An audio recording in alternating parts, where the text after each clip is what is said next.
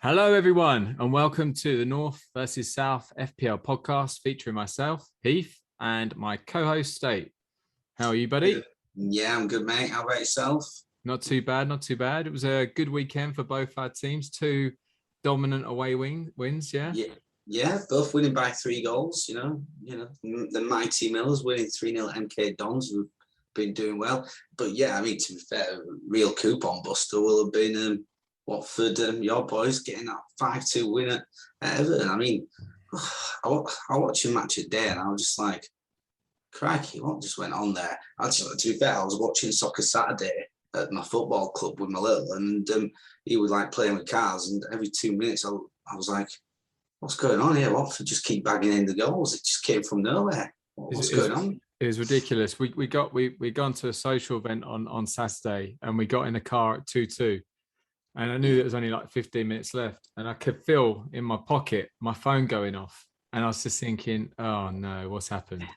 Like the pessimistic side of me just thought, oh, I'm getting texts from my dad or something saying, bloody lucky Everton or whatever. And then I open, kind of, we drive up and I was saying to my missus, like, oh, this, what's the score? What's the score? And she said, do you want me to check? No, I'll check it when I get back. Just don't know. You don't want to kind of have a car journey where you're miserable. And it was good news. But no, it's good to see Watford proving them all wrong. Love it. Yeah. And Everton was one of those little monkeys we had on our back that we'd never won at Goodison.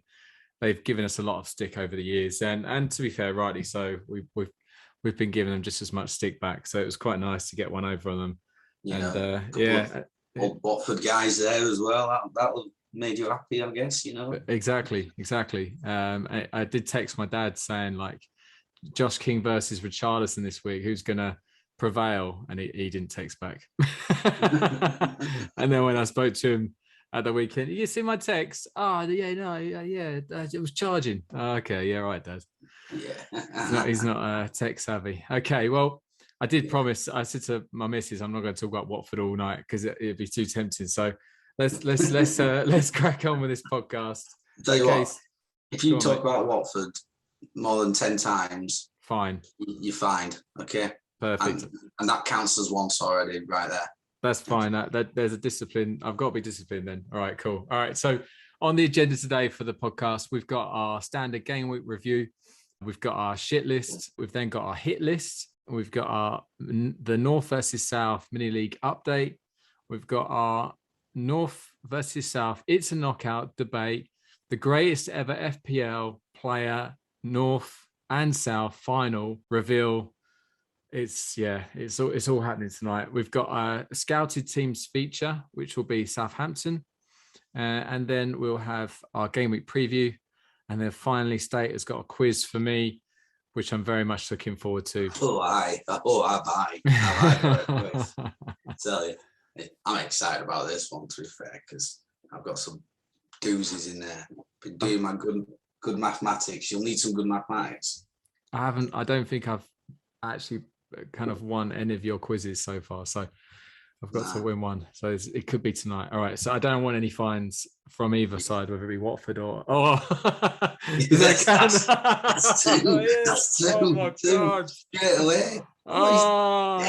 Moron. Double fines coming up tonight. I'm feeling it.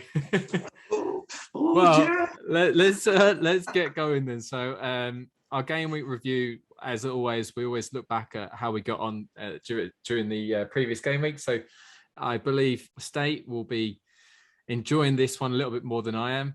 So State, if you would like to let us know what happened to your team, that would be grand. Yeah.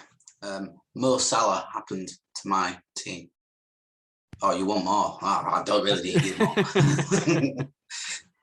Mo Salah was the man. I mean, I won't spoil the moment, but he scored a fair few points, more than some people's entire team, from what I gather. So yeah, I had a good week, in terms for me, mainly because of Mo Salah. So I got 73 points in total, which is, above the average of 64, which is good for the North. Kasper Schmeichel in net, 3 points. Kasper's they're not keeping clean sheets at Leicester, and I don't think that's going to change. So I might need to do something about that, but we'll go on to that at a bit of time. Connor Cody, 2 points at Wolves. Couldn't quite keep the clean sheet against Leeds. A bit disappointing. Then two Man City defenders, Diaz 2 points and Cancelo 1 point again. Couldn't quite keep hold of that clean sheet. If them two have got clean sheets, that's late goals in both of those games there for City and Wolves conceded. Clean sheets would have been lovely. Another number of points, and I've been heading close to that 90-point mark with those getting clean sheets. But never mind. Stuart Dallas 3 points, Andros Townsend 2 points. Demarai Gray with an assist for Everton. Who did they play Everton? Who were they against? That was too easy. That was too obvious, that one. I'm sorry. But he got 5 points with a cheeky assist for one of the, I think it was for the first goal. Great ball in for Tom Davies to score, to be fair.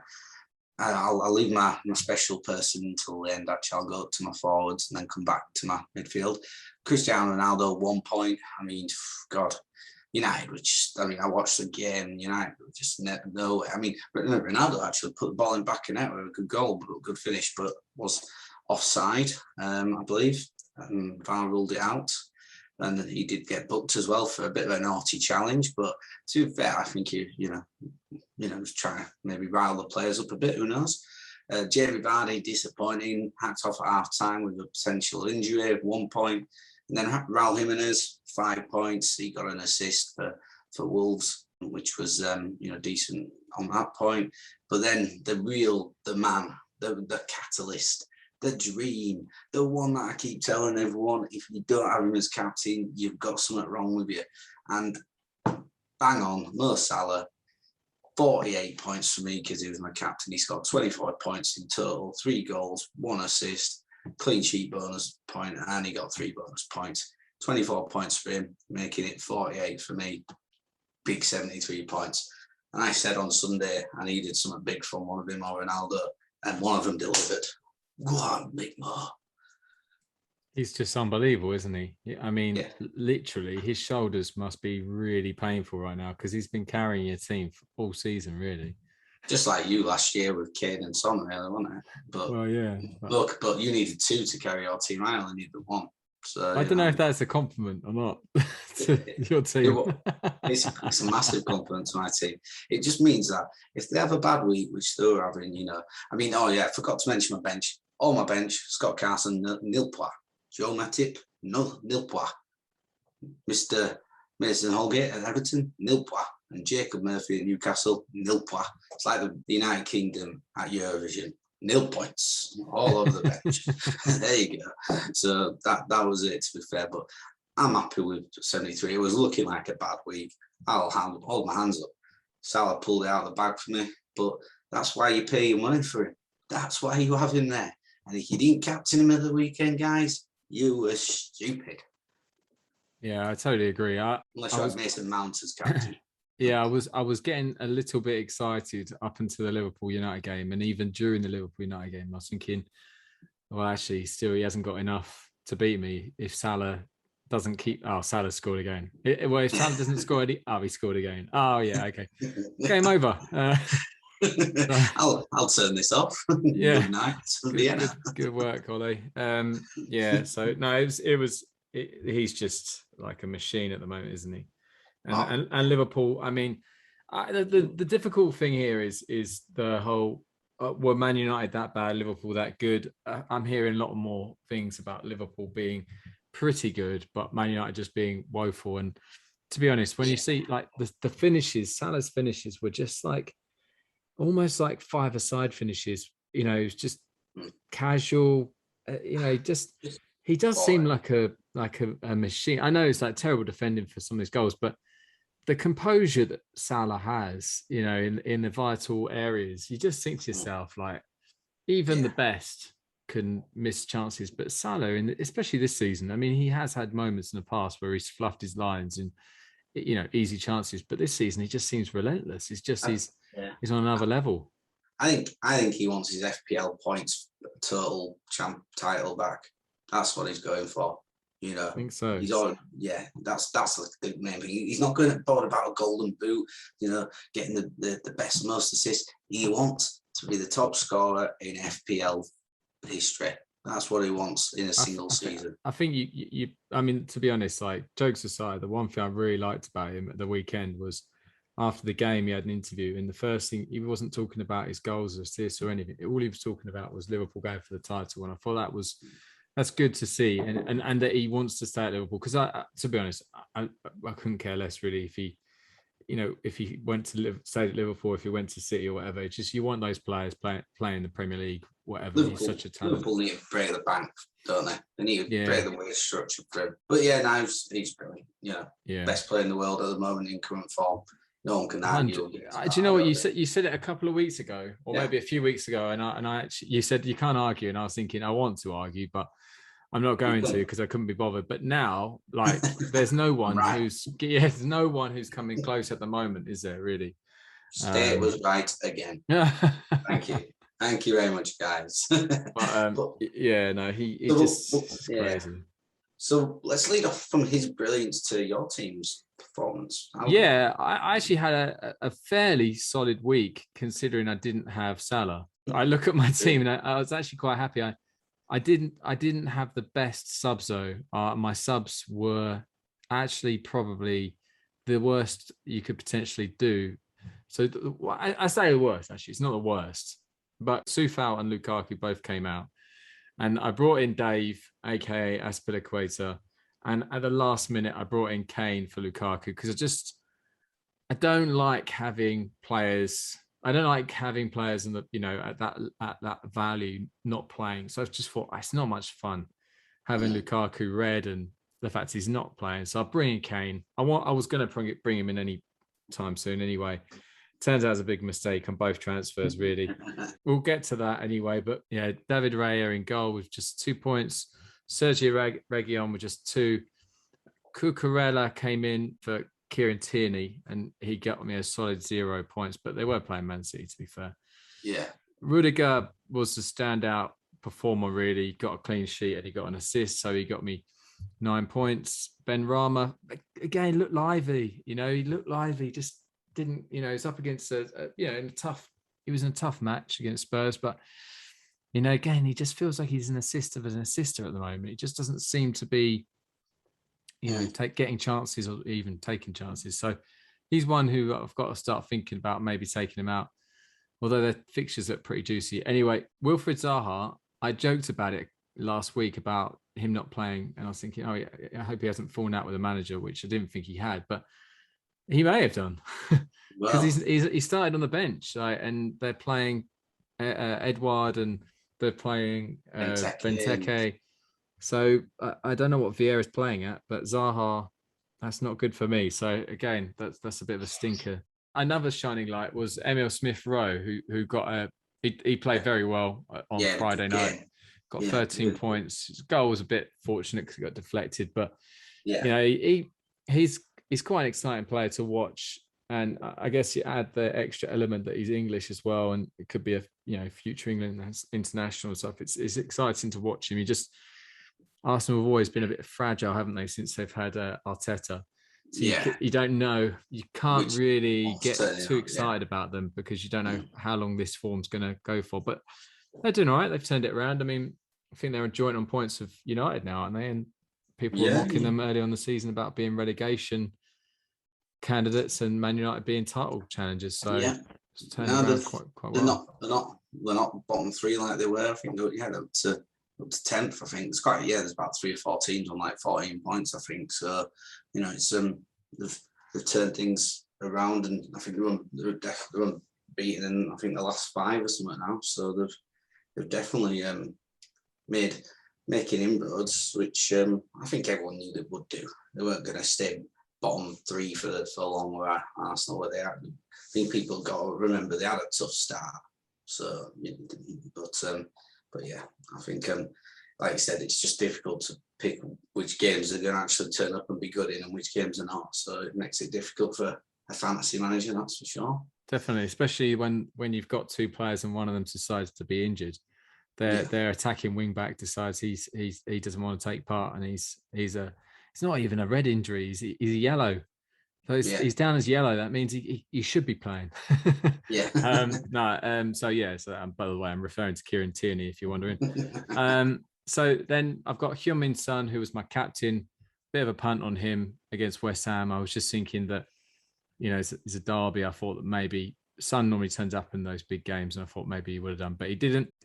Ivan Toney with just 2 points. Harry Kane just 2 points, and then Mikel Antonio racking up more points. We got the winning goal, 7 points. So he was good.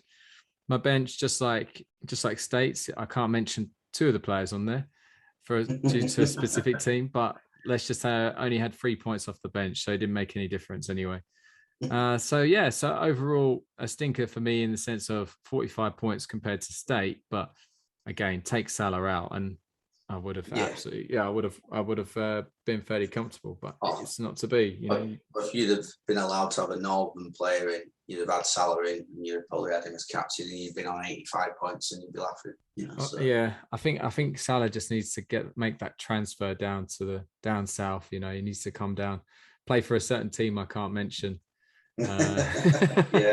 Maybe even things up, and then I'll have him for the second half of the season after January. That would be lovely. Let's get in contact with his agent or something. Definitely.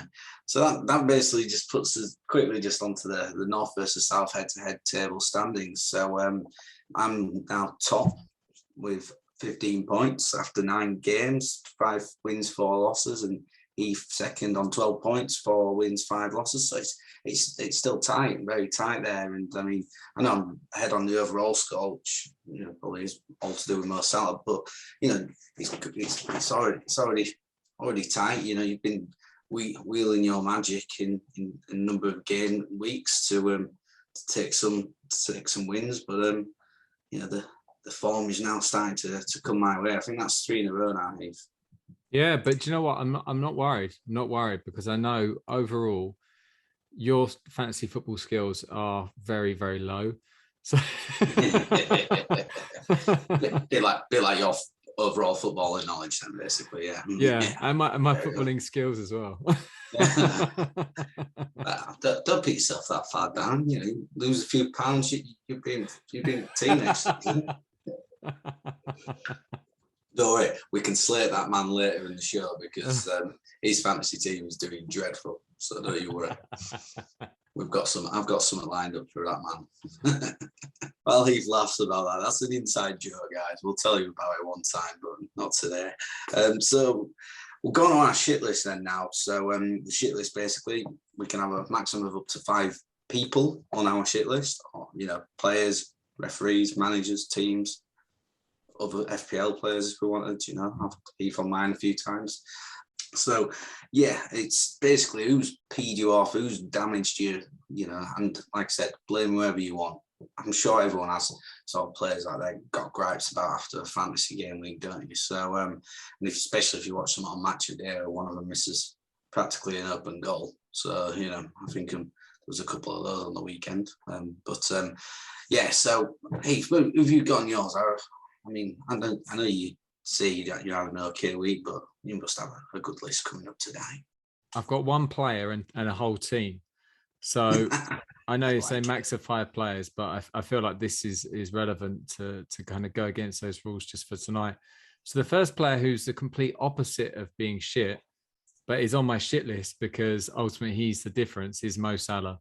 He's on my shit list because realistically, without him, I would be here gloating, saying about how top of the league and how it's this and that, but not to be. So Mo Salah, I don't really have to go into too much detail about why he's on my list. I've just kind of think I spelt it out there. So he's on there, and then the whole of the Manchester United team. What an absolute disgrace you lot are! Honestly, there's so many funny things to say about that. It's just one of those moments where the rest of the footballing world can just laugh at the team who are having an absolute stinker, similar to what we were laughing at Arsenal earlier in the season. But the comical defending from Maguire and Shaw, and then even when you've got your Paul Pogba's throwing himself into 2-footed tackles, Ronaldo.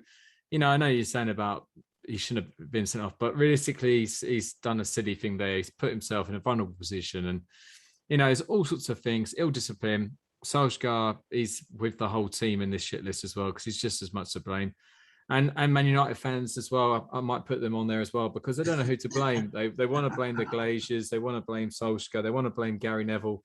Realistically, it's just, how can you blame the board when they're spending so much money on players that they've been crying out for? It's just so many things that's wrong with that club at the moment. But it's more the fact that they had that little taster of what they thought success was going to be at the beginning of the season. And a true Man United fan would have been very calm and was saying that this isn't right.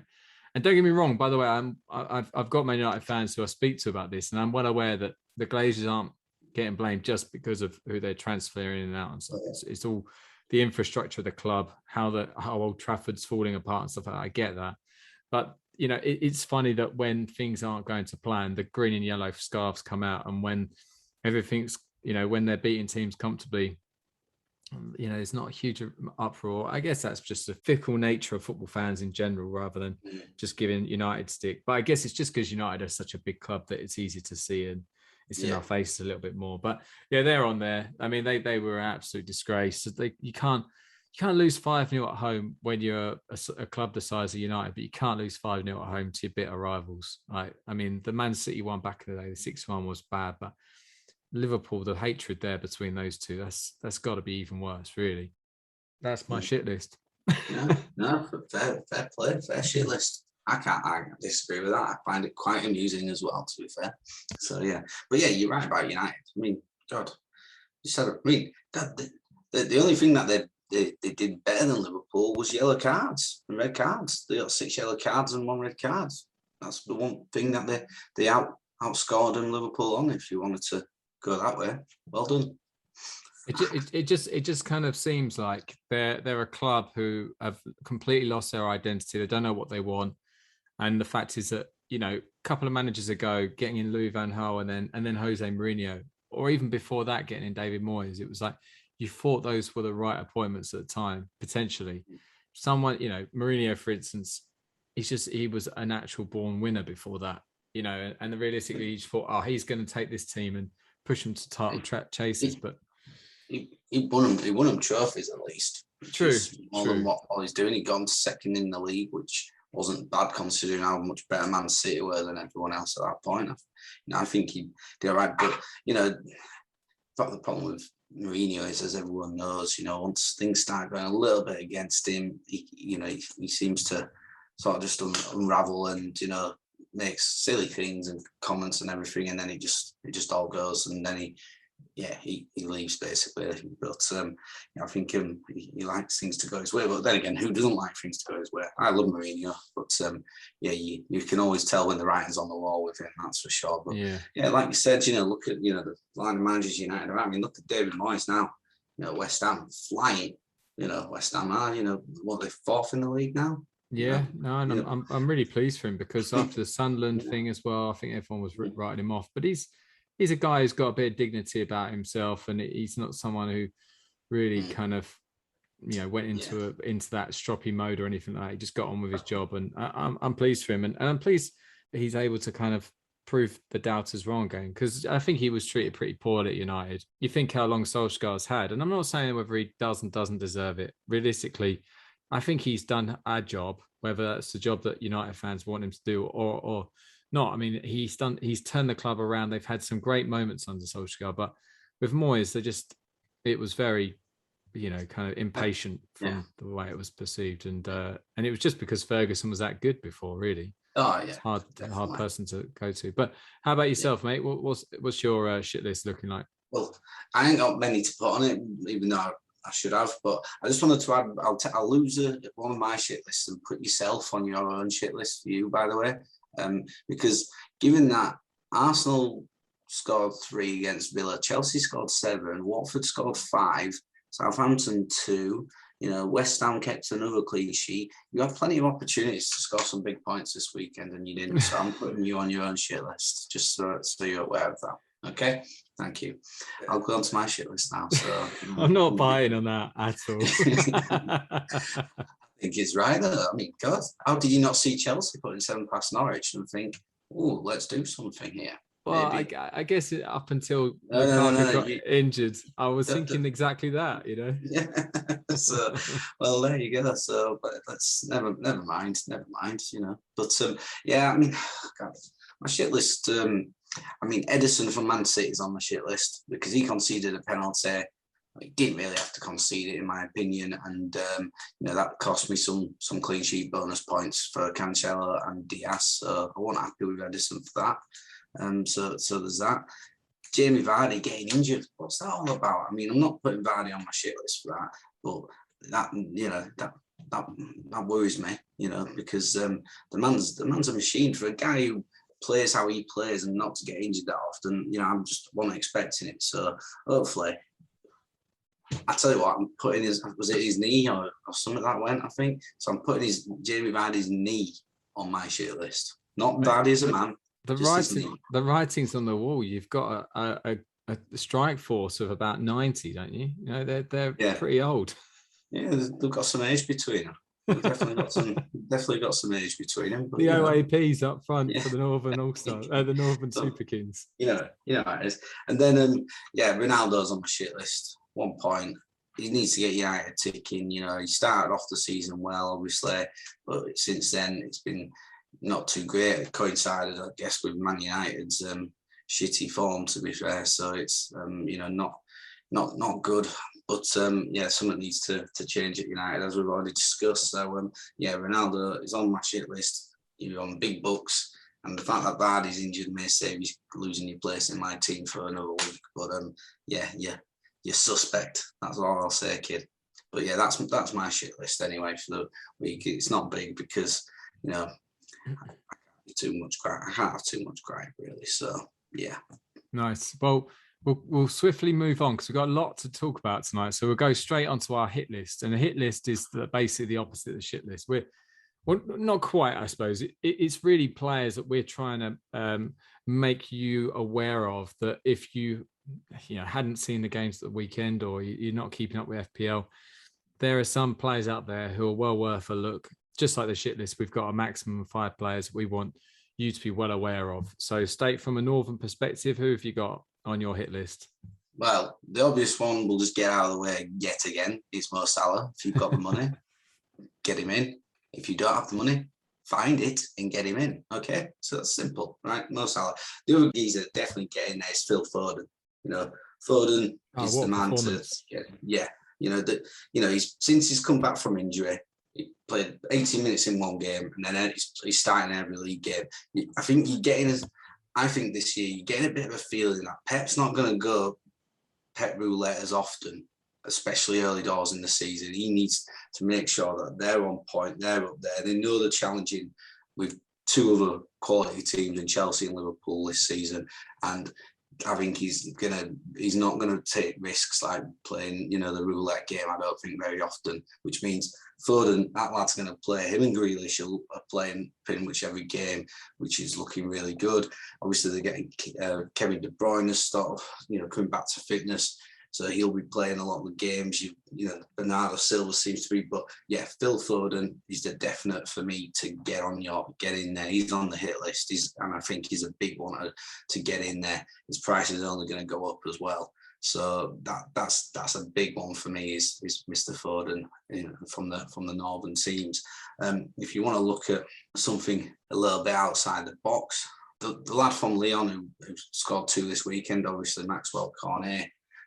Or as I would say it, as a Northerner, Cornet, But they've got Brentford, Chelsea, Palace in the next 3 games. Chelsea obviously tough, but Brentford and Palace is games where he could do a bit more, and he seems to be playing a lot more forward. He does. I think he looked like he was playing as a second striker with Chris Wood, to be fair, most of the game at the weekend, and he's a midfielder, so he's a good idea maybe to get in there. He's only 6 million, and if he's playing, I think a bit like is it Mboma at Brentford? Yeah, he's playing further forward, so he could be someone to maybe look at. He's got 3 goals this season for Burnley. He's had a bit of injury because I think that was only his second start of the season was that. And so at the weekend. So I think, they spent some good money on him. He could be one to look at because I think he is playing a lot further forward than like a standard midfielder. So yeah, I think that's a really good shout, buddy, because I just look at him. I thought that it happens every season where you get a team, in the lower half of the league who are scoring goals, and it seems to always fall to one player, and he's not the striker. Like I think Adam and Saint-Maximin had it for Newcastle last year and the year before, and then you've got like someone like Mbeumo, like you say, someone who is down as a midfield, classified as a midfielder, and is actually playing technically not quite up front, but not far away from it, like number 10 or something. But it just seems to take the chances, and it's just ridiculous the amount of chances he's got and he's taken. And it just seems like if Burnley score, you just see Cornet coming up. So even down the south, we call him Cornet as well. Definitely. Yeah, definitely. See, that's good. I'm glad that I don't just sound completely common. So that's all right. And then my final outside shot would be Curtis Jones at Liverpool. Now, again, he started against Brentford, started against Man City.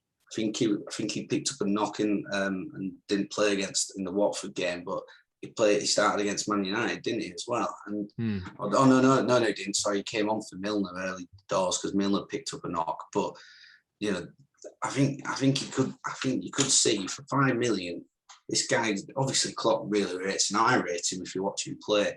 I think he's one to just keep an eye on, to be fair, because if he starts getting a run of games, he's going to be playing so well that they're not going to be able to drop him. So I'd just be keeping an eye on him. Maybe put him on your shortlist if you wanted to look at someone. If you only have $5 million, then I don't think you could go far wrong potentially from a Northern point of view for $5 million than Curtis Jones, because he's played in the big games against the bigger teams. So Klopp trusts him, and I think now he's over some injuries that he had at the start of the season. I think he's going to get a fair bit more game time this year. Nice, brilliant. I'll move on to my list quickly. Because you've used less than 5 players, I'm gonna steal one of yours, and as I've got 6. So this could be an indication how many transfers he's making this weekend, guys. Yeah, exactly. But the weird thing is, 5 of them are all Chelsea, right? And you'll see what I mean in a minute. But so the first one's quite an obvious one. Is Mason Mount. I think he's pretty cheap for a midfielder. He took the penalty the other day with Lukaku off the pitch. He is a player that I feel like Chelsea are mocking me this season, because whenever I've not had the players, they've been performing. And I had Mason Mount at the beginning of the season. I had Chilwell, I had James.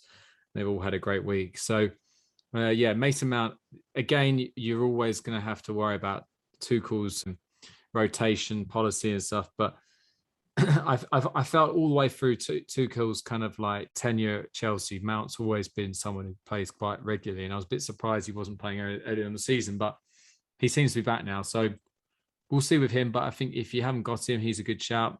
He matched Salah for points this week. So that's a good one to see.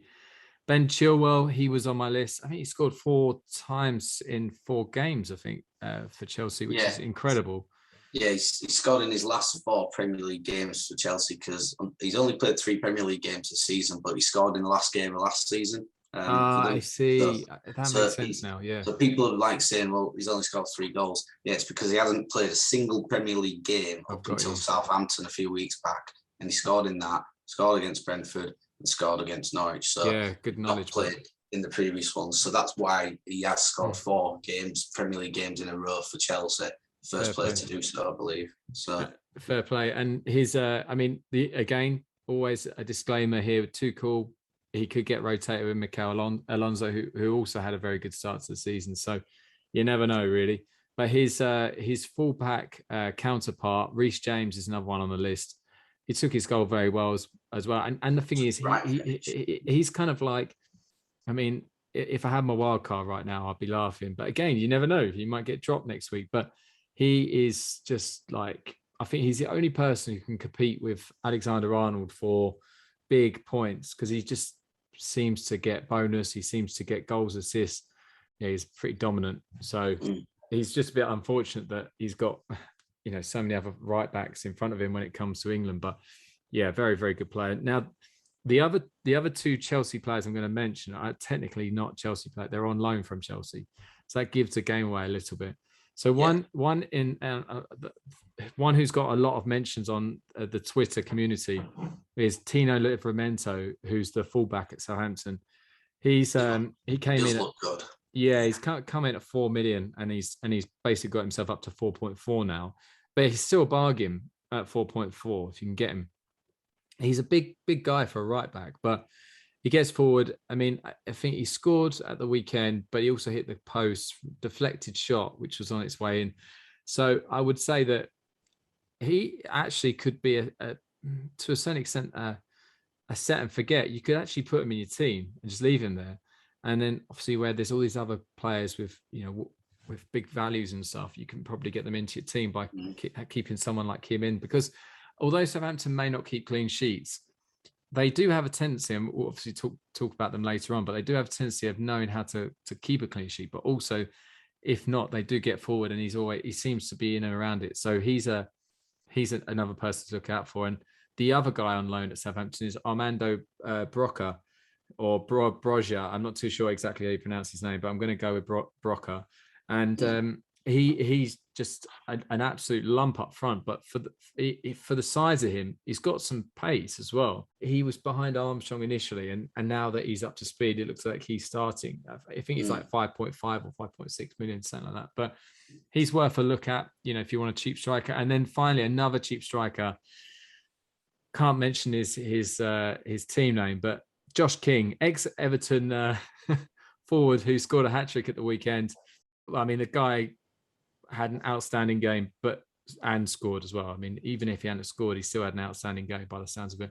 Bournemouth legend. Yeah, and after the weekend, he's also a legend to another team, and it's certainly not Everton. He's got an incredible record against Everton, but awful record for. But he was brilliant the weekend. I think he's the kind of person that he's not going to lose his place in the team, and it seems like they're going to play around him really as a target man. Ranieri's going to already seems to love him. So I think he's not a bad shout. It looks like they're scoring goals. Didn't say who they are, but it looks like they're scoring goals and they're hitting teams on the counter attack, which is great to see. Still haven't mentioned their name. Yeah. so that's my cheat hit list, because I've got 6 players on there. But technically, Chilwell was on there from last week, so maybe I can count that as fair enough. Yeah. Fair enough. So that's my hit list. Good word, good hit list, and some great shouts there, to be fair, to be looking at. So get your scouting hats on, guys. The tips are coming in. Fantastic work. So leads us on to our mini league updates. So obviously we've got a mini league set up. Heath, what's been going on? Any big movers this week? Oh, it is on. It is on like Fat Pat's Fong. Honestly, it is on. We have got a title chase on our hands, and poor old Summit dear, he's now in 5th place. He's dropped as a kid. Yeah, he's had a bit of a stinker. He's lost all sorts of confidence, and he's dropping down to mid-table. He's nearly been overtaken by a certain Northern Super King in James Simons, whoever that guy is. Yeah, what a legend! What a legend! Yeah, basically we've got Jason Byer expected to lose, who got a solid 83 points. He's just gone past the 600 barrier. Then we've got our man, the guy we can't say his name. He nearly got. He was out for 90. He got done in the nervous 90s, 96 all out. Phil Foden and Salah as captain, obviously. Looks like piped up on the WhatsApp group for a uni lot for the first time in ages because West Ham beat Spurs. I liked it. I mean, it's always good when when they get the upper hand on Spurs. But yeah, we got Betty Swallows, who also got 90, and Warbones, a team that we've not seen all season. Simon Jones, 91 points. He's on his way up there. I don't know where he's come from, but fair play to him. Now, he's had a couple of good weeks. Yeah, and then so from the North versus South teams, State with your 73 has got you up to 6th place. You're having a fantastic season, to be fair. And who else have we got? So, yep, I've been overtaken by Liam SH. You better check yourself, who's got a Southern team. He's now gone past me. He's 9 points clear. And then, let's go down and see. Whoa, we've got a new person, bottom of the league, Joe Hadley, the unitedvision.org. He's got his green and yellow flag out. He's frustrated. He's only got 33 points. And the reason why he's bottom is El Badger Poopers. Finally, Richarlison is back. He's got himself a captain who actually plays. He got himself 8 points. He had Mahrez with 6, Salah 24, Lowton who got 4 as well. And things are starting to look up for Nick Edwards. He's finally getting himself up the league. Tell you what, if he gets Lukaku back fit and all them playing, he'll do okay leaving his team as is. Samuel Diamond better start looking over his shoulder with High Tech FC because he's only 10 points behind him.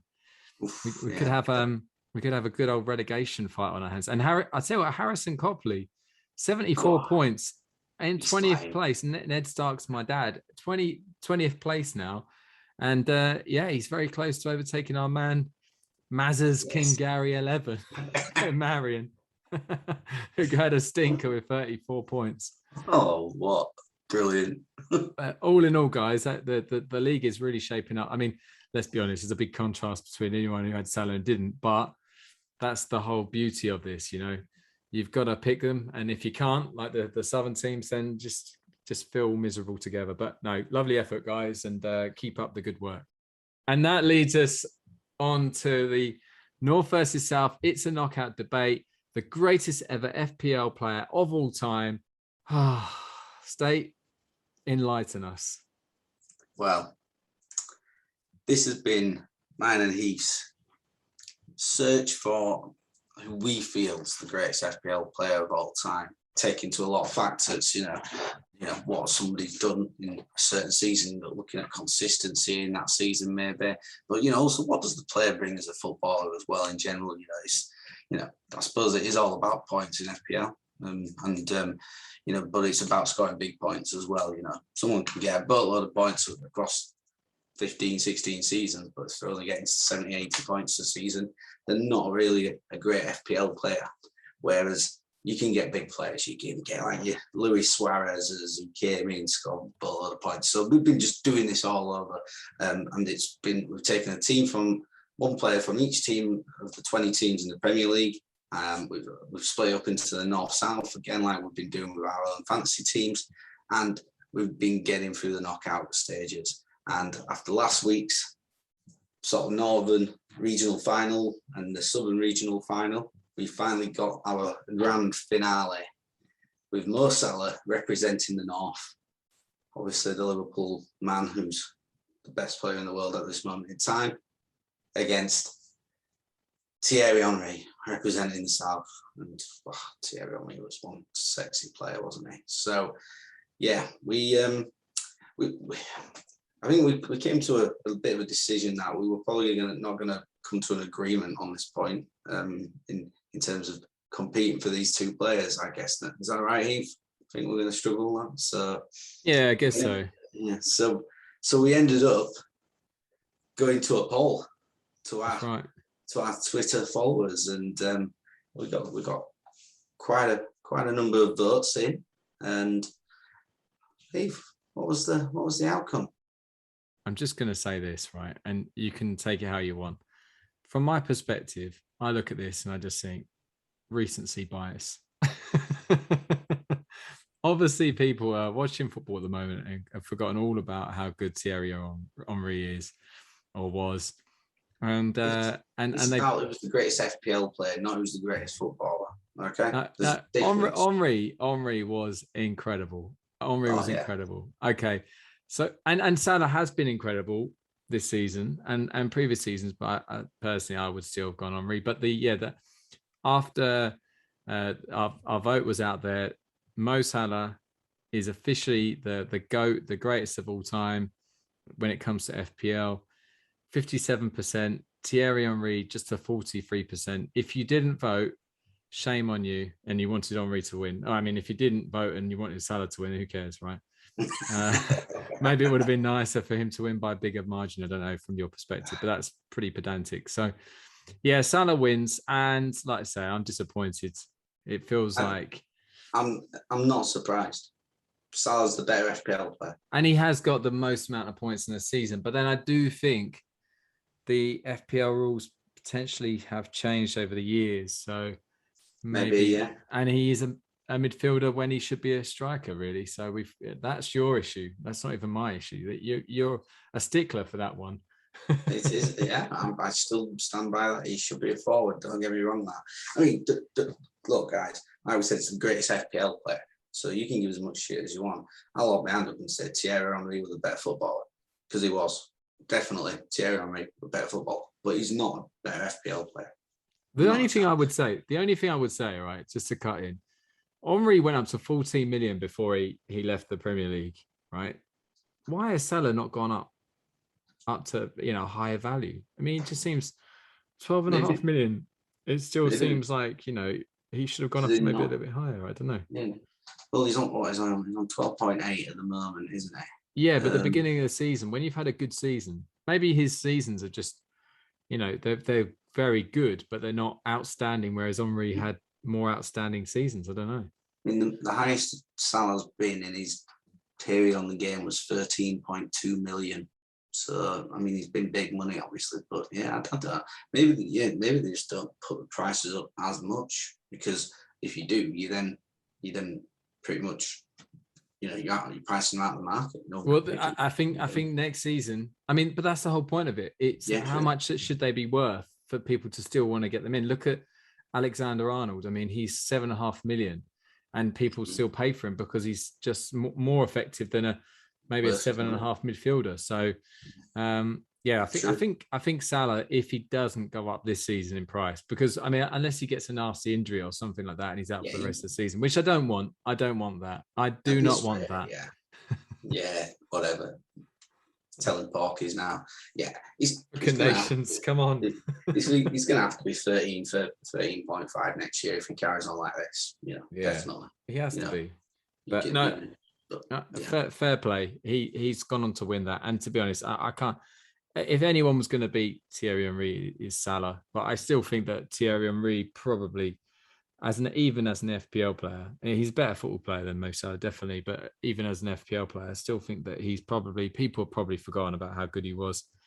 But yeah, so that's that. And we've really enjoyed the feature. I hope you guys have too. I mean, from our perspective, we like to kind of be competitive, as you can tell, and this was a good chance to be competitive, and unfortunately I've lost this one, so yeah, not bitter at all. No, definitely not.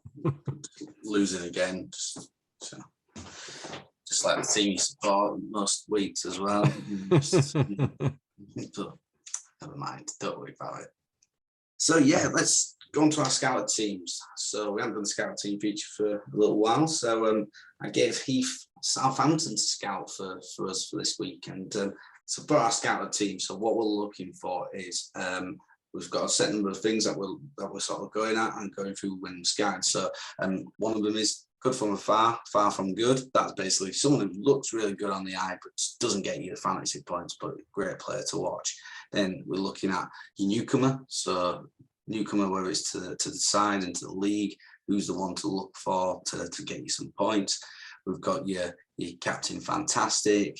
We've got your set piece specialists as well. And I believe we've also got your differentiator as well. Who would you try and put in there that not many others are going to put in to try and just make that difference? It's going to bring you 5-6 points maybe that others are not going to expect that to happen. So those are what we're looking for when we're scouting for teams. Heath, take it away, please. Yeah, so Southampton, just to kind of give you a quick idea of how they are as a team. So I was quite interested because if I'm being totally honest with you, that they're probably one of the teams I've actually seen least this season. But overall, I would say that even though they're not doing particularly well in the league, they've been a fairly solid team. I say that as an actual team. They don't have a team of individuals. Ralph Hasenhüttl just manages them and has got them working to the same system, and that's why they've been quite hard to beat for some teams. Like they've got some big results. I say big results, I'm talking results against the bigger teams. So like they got a draw against United when United just smashed Leeds. They held West Ham to a 0-0 draw, who are having a great season, and more notably that they held Man City at City 0-0 as well. So they know how to hold opponents. They know how to defend. They defend for their lives. But they do find it hard when they're playing against teams on their kind of more on their level. I think they create a lot of chances, but they're not too clinical, really. And I would say that overall, they're probably a little bit wasteful.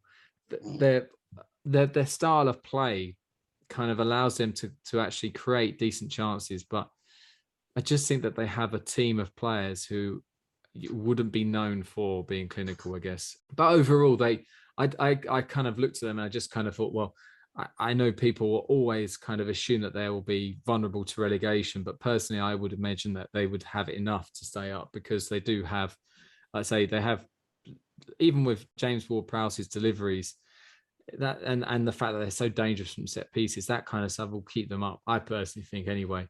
They don't really rely on one out and out player, which is, I guess, a good thing for the long term, but probably is quite frustrating short term for the Southampton fans. So I'll go on to good from afar, but far from good. So I've actually got a few players for this because I feel like I could put them all in the same category. And that is all of Southampton's wide players. And this is Nathan Redmond, Moussa Djenepo, Theo Walcott, and or Mo Elanusi.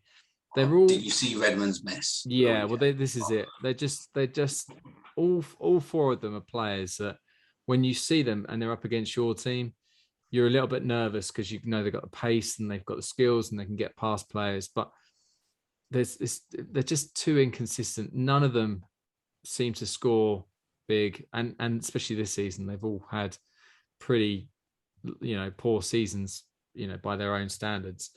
But they all look interesting, and they all have moments where you just think, oh, this could be their moment. I think Redmond had a goal disallowed against Wolves, took it really well, but was offside by quite a distance, and it was just a bit frustrating. I can't imagine what it must be like for Southampton because they do all four of them, have their moments, but they just don't do enough. They're not kind of clinical enough. But I guess it is what it is. So then I'll move on to my differential. So this player I was mentioning earlier, this is someone who is probably underestimated by the rest of the FPL community, and this is Armando Boca, the Chelsea loanee. He's now probably the number one striker. They play like a 4-4-2 or a 4-2-2-2, but they always have two up front. And I think he's set in stone now. And he just, like I say, for a big guy, like I was saying earlier, he's got pace and he's not afraid to run at players. He's probably similar to Raul Jimenez, where you think he'll be slow because he's big, but he's not. He gets around. Yeah, I think this is just the beginning. Be interesting to see how he gets on the rest of the season. But yeah, he'll be an interesting player for Southampton. But I don't think many people have him. And like I say, he's only around 5.5 million, so he could be a decent differential. The next one is the newcomer, and I'm going to go with the famous Tino Livramento. And I say famous in the FPL community because he was a lot of people were looking for a 4 million defender as a fifth sub. People were looking at Manquillo. They were looking at Duffy. Actually, he's had a good season so far, to be fair. He's playing. And then Livramento was another option. And a lot of people shied away from him because they weren't too sure if, I think it's Walker Peters was going to get his place back at right back. And in the end, it looks like he's now playing left back, and they've dropped that Perot, who's playing left back, who's meant to be quite a decent left back, to be fair. So he hasn't got his place back. And Livramento looks like he's solid, but he's not only is he interesting going forward, but he does do a decent amount of work actually at the back as well. He defends very well. So I think for me, I don't, I realistically, he's got to be in your team, really. I say, like, as a fifth sub, I'm not saying that you'd have to play him each week, even though I did say earlier that he could potentially be a set and forget and give you that extra value for your team. But if you haven't got him, I would recommend, if you've got subs or if you've got a wild card, to really think about him because he's such a good value. Anyway, so and then we've got our set piece extraordinaire. This is the only thing that I didn't actually have to really do too much research for, because supporting the team I support, which I can't mention, we've come up against this guy quite often, and it's James Ward-Prowse, he's got like a Beckham-esque kind of delivery on him. Probably not as consistent as Beckham, because otherwise he wouldn't be at Southampton. But he has got a wicked delivery on him, and normally puts a lot of pressure, puts it in areas that Southampton are, like I say, I would say that they're quite known for scoring decent amount of goals from set pieces, and he takes the penalties now. So he takes the free kicks, corners, and penalties. He is like the modern day Matt Letizia, but not as good. He's still a good player, but he doesn't really do enough for you to have him in your team.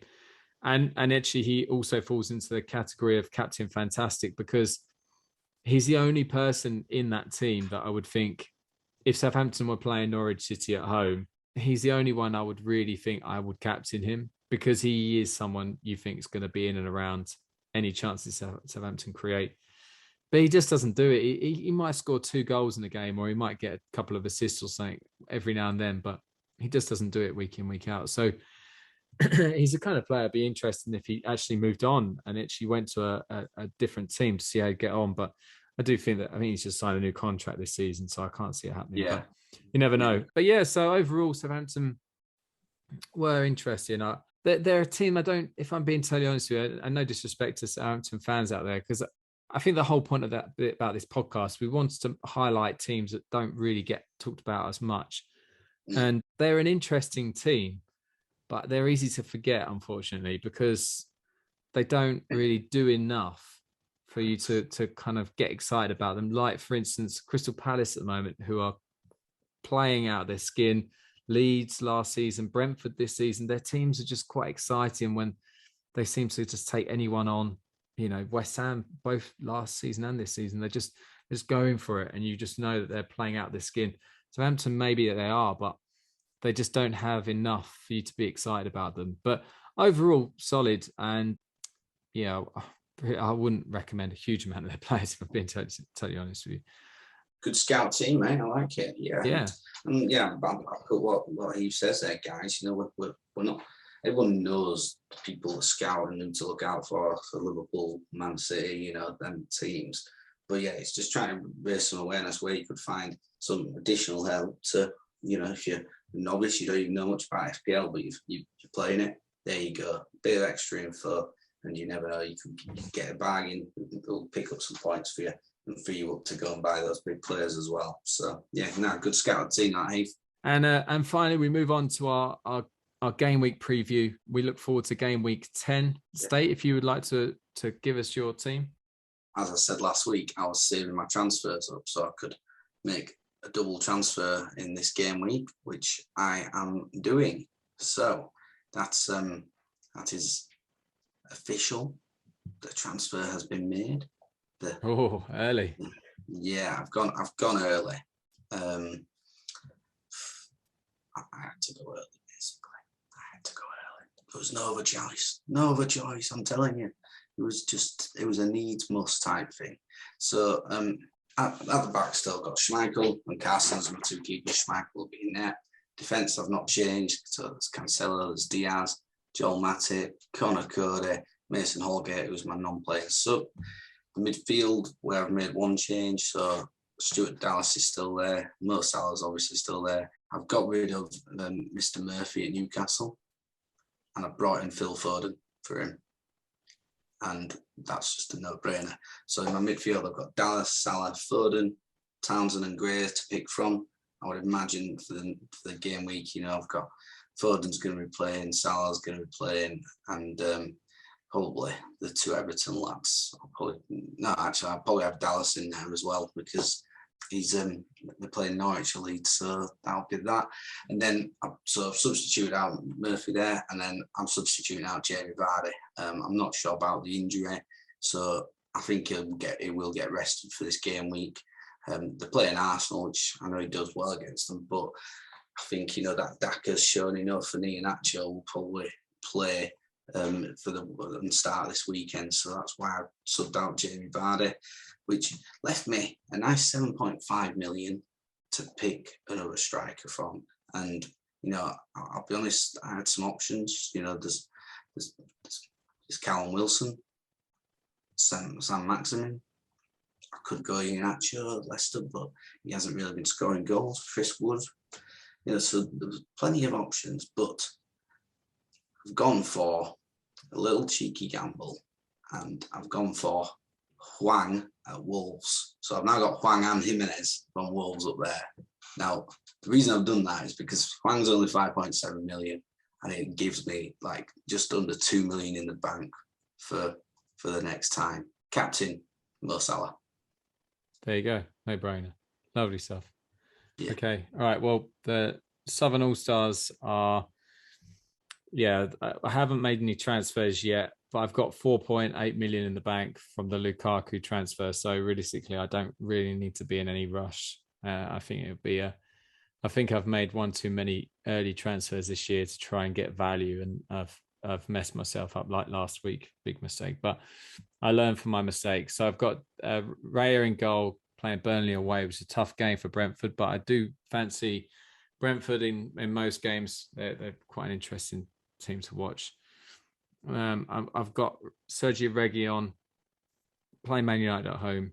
It should be a really interesting game. Man United are so poor that they have to come bouncing back. They have to, otherwise Ole's gone. So we'll see. We've got Rudiger and Azpilicueta. No idea whether both of them or either of them or one of them will play, but hopefully both of them play Newcastle away. Then I've got Zaha currently in there. He's playing Man City away. Personally, I think he could be my sub this week. I am thinking about potentially bringing in like Mason Mount, potentially, because I've got loads of money, so I can afford him. I'm pretty sure they're around the same price anyway, but I'm thinking of maybe bringing him in. Then I've got Ben Rama playing Villa away, Emil Smith-Rowe, Leicester away, Son United. I've got the captaincy on him at the moment, but we'll see with that. Ivan Toney, Burnley away. Again, I think I'd still fancy him to do something. Mikel Antonio, Villa away. Kane, Man United at home. And then I've got a couple of players from a team I can't mention in Ben Foster, Moussa Sissoko on the bench. Mm-hmm. Kieran Tierney, I'd like to start him, but only if I know that he's going to be fit. And at the moment, he hasn't played. So, and Cucurella, I said last week that if he wasn't playing Man City, I'd play him. But then they're playing Liverpool away.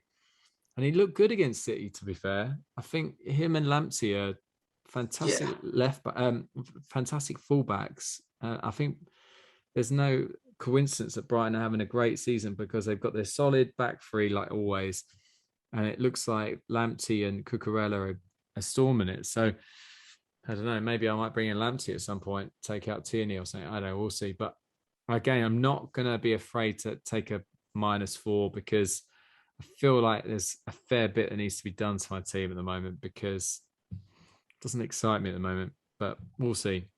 But yeah, that's my team this week. And that's my captaincy. It's going to be either Antonio, Kane or Son, I think.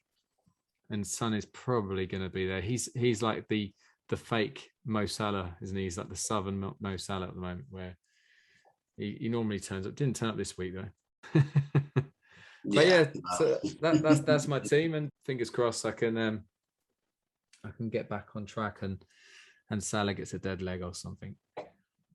Fingers crossed for you, my friend. Fingers crossed. Exactly. It should be another good week.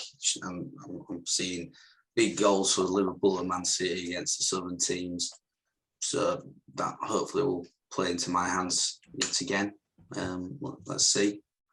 You'll be hoping for Chelsea to do some work at Newcastle, no doubt. It's a 3-team title race, isn't it? And like it's already shaped up.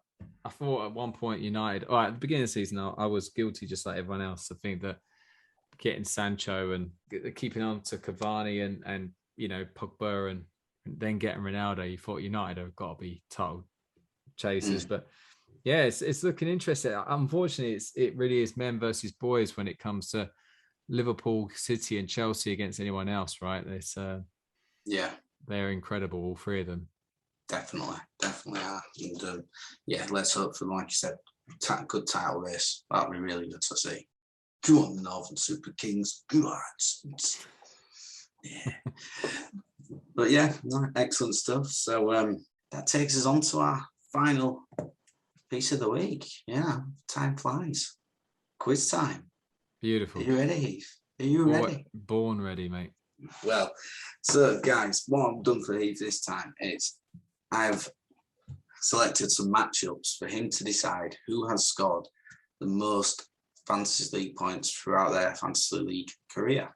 So, I'll say two names. He has to decide who he thinks has scored the most points.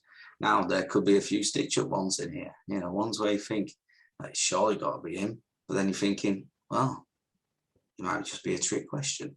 Yeah, maybe, but I just want to make sure that the listeners are well aware that we have the cameras on, and I can tell when State is mugging me off, right? I can just tell it in the way he looks, because he tries to play a poker face, but he overplays it, and well, I'm not trying to get in his head.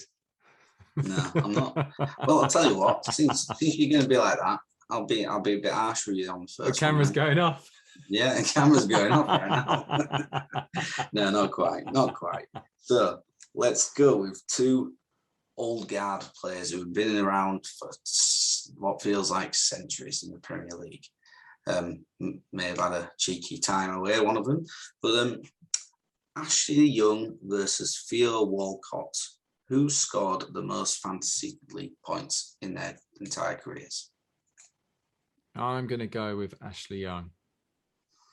Ashley Young. So, Theo Walcott has 1,355 fantasy points. Ashley Young has 1,367. So, well done, Heath. One correct.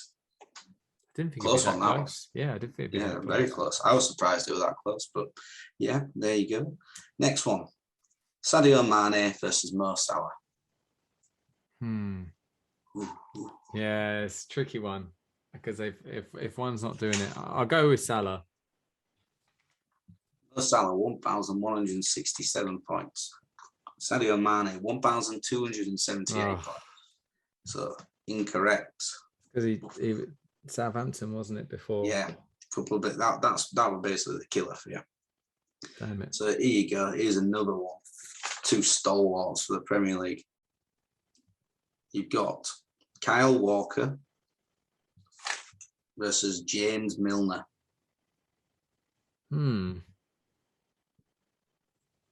I'll go for Milner. Yeah, to be fair, that was an easy one. Milner, 1,510 points he's got in the Fantasy League. I haven't found anyone with more points than him who's still playing. And Kyle Walker, 1,226 points. So, Milner, well done. Good work. Next one.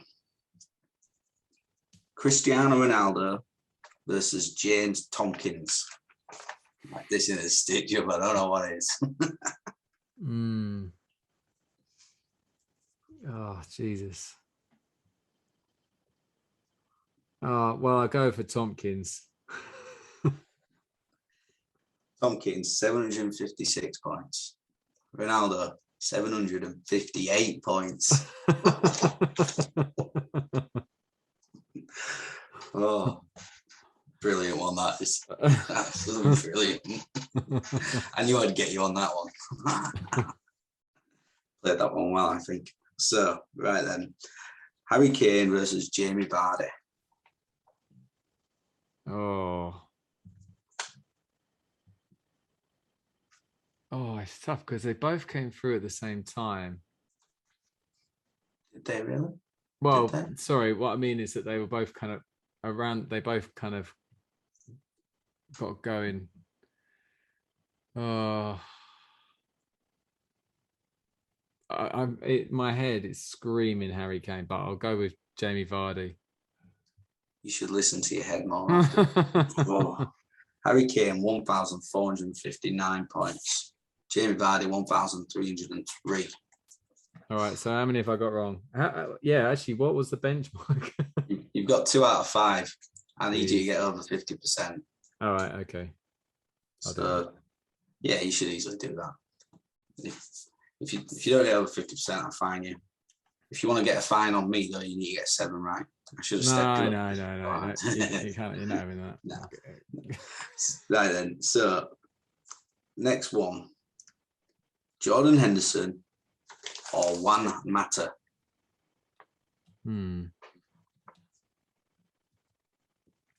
I think I'm going to go for Juan Mata. Jordan Henderson, 1,145 points. Juan Mata, 1,123 points. Honestly, Matt hasn't just not got enough in the last few seasons. If you'd have played a few more games, then you'd have probably been there. But yeah, I'm sorry. I hope the listeners are well aware of how difficult these quizzes are that you put on for me. It's 50-50 choice. I mean, it's not that difficult, is it? Just pick the right one. Come on. You know. Oh, dear. Very hard. You just expect someone with your expert FPL knowledge to do better, to know more. That's all. We don't have another fine. Jeez. So the next one. Your favourite, Heung-min Son or Kevin De Bruyne? I'll go Son. KDB 997. Son 1,031. So go on the correct. Sonny boy. Go on the Son. He'll never let you down, will he? Never. Next one. Trent Alexander-Arnold or Pierre Aubameyang?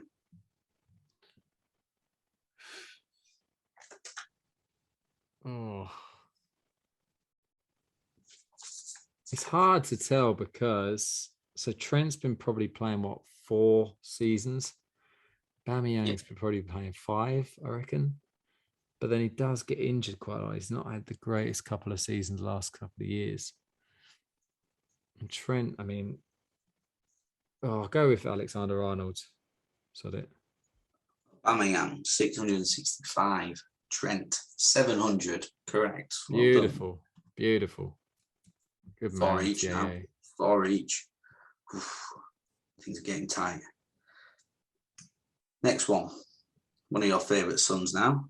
Josh King versus John Joe Shelby. I mean, again, Shelby has been around for a while. King hasn't, but then Shelby doesn't score big. I don't even know how many seasons he's been. I'll go with Shelby. Shelby 657. Josh King 673. So close. So close. And the final question for you. Andros Townsend versus Mikel Antonio.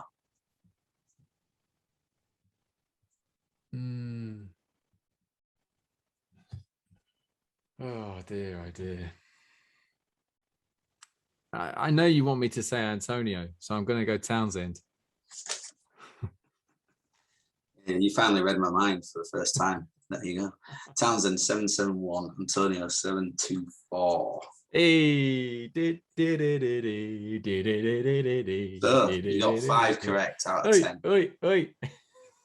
5 out of 10, 50%. Perfect. Good guessing. Good work on the guessing. I'd take that if I'm guessing 50-50, 5 out of 5. And for that, you don't get a fine, but you don't get to give one either because you didn't win. I don't know about that, mate. It sounds like I should be giving you a fine.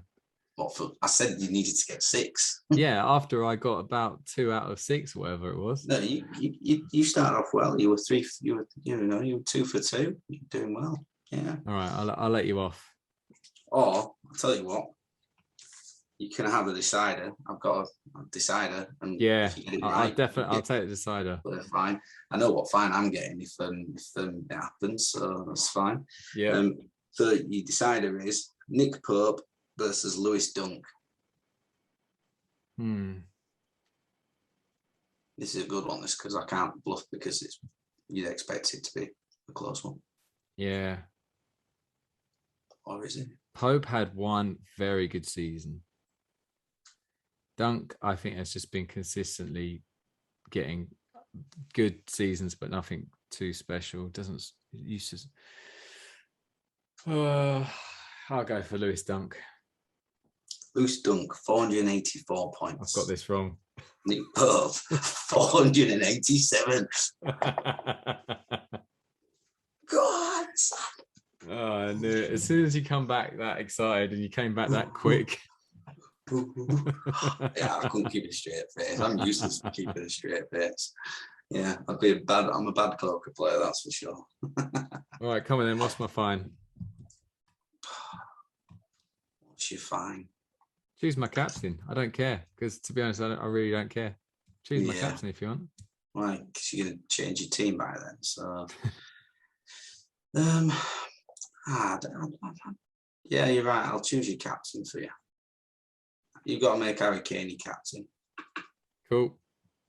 I mean, did you see how intense he was at the weekend and how much he wanted it against West Ham? I mean, obviously it's a no-brainer. You can see by the way he was marking Antonio for that corner how much he wanted it. Yeah, but playing Man United.